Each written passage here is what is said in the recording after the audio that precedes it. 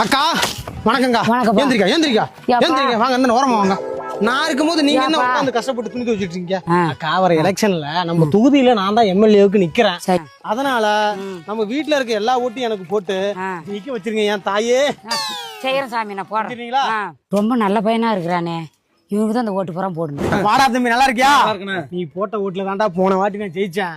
இந்த வாட்டியும் அந்த தொகுதியில எம்எல்ஏவுக்கு நான் தான் நிக்கிறேன். அண்ணனுக்கு ஓட்டு போட்டு ஜெயிக்க வச்சிடறா. கோபாலு ஜெயிக்க வச்சிரா. ஏக்கா எம்எல்ஏ வர மனு கொடுங்க எம்எல்ஏ வர. வணக்கம் வணக்கம் வணக்கம். மனு கொடுங்க. நல்லா இருக்கீங்களா?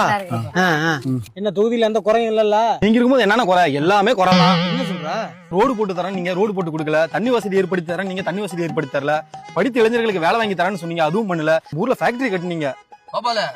நம்ம இளைஞர்கள் எவ்வளவு பேர் இருக்காங்க, கம்ப்யூட்டர்னா இளைஞர்கள் எவ்வளவு பேர் இருக்காங்க, படிச்ச இளைஞர்கள். அதை விட்டு அதர் ஸ்டேட்காரங்களுக்கு வேலை கொடுக்குறீங்க.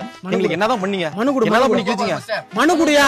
பேசுறதுக்கு டைம் இல்ல. மனு இல்ல, பேசுறதுக்கு டைம் இல்லையா? இந்த அம்மாவுக்கு அரிசி வாங்கி கொடுத்தீங்க, இந்த அம்மாவுக்கு துணி எல்லாம் தூச்சி போட்டீங்க, அந்த பாட்டிமாவுக்கு போய் வெத்தலை பாக்கெல்லாம் வாங்கி கொடுத்தீங்க. அப்ப நாங்க போட்ட ஓட்டுக்கு அவ்வளவுதான் வேல்யூவா? நீ என்ன ஓட்ட போட்டு கிழிச்ச? ஓட்ட போட்டன்னு சொல்றதுக்கு போல வித்தன்னு சொல்றா.